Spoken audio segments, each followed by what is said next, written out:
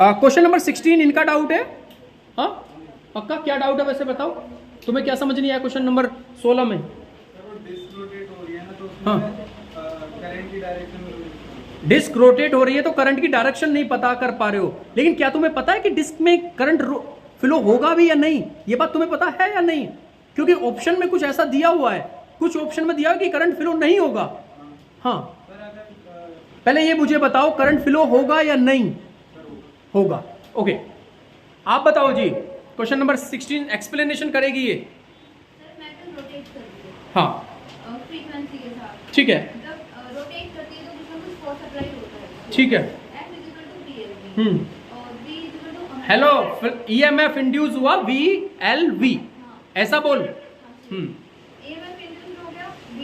हाँ और V की वैल्यू होती है R ओमेगा, लीनियर वेलोसिटी और एंगुलर वेलोसिटी का कंसेप्ट जी।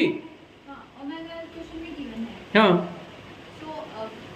ओमेगा की डायरेक्शन एंटी क्लॉकवाइज दी हुई है, क्वेश्चन में घूम रहा है। हाँ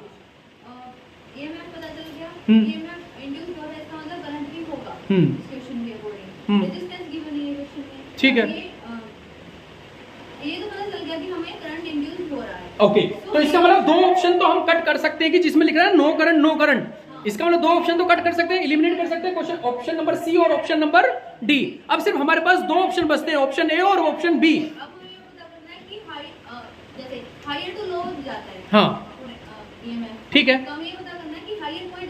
हाँ यस, तो बोलिए कौन सा होगा?